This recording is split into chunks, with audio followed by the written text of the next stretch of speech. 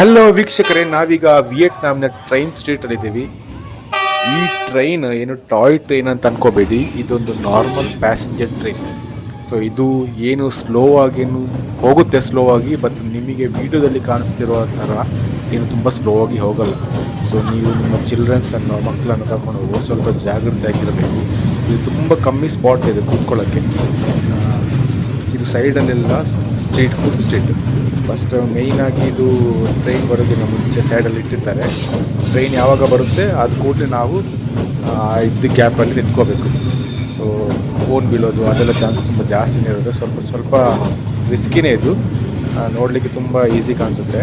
ಮತ್ತು ಇದು usually train 3 ಗಂಟೆಯಿಂದ ಸ್ಟಾರ್ಟ್ ಆಗುತ್ತೆ. ಆದರೆ 3 ಗಂಟೆಯಿಂದ ನಾನು ನಿಮಗೆ ಸಜೆಸ್ಟ್ ಮಾಡೋದು ಏನಂತ ಹೇಳಿದರೆ 5:30 ಗಂಟೆ ನಂತರ ಹೋಗಿ ವಿಯೆಟ್ನಾಮಿಕ್ ಟೈಮ್ಗೆ.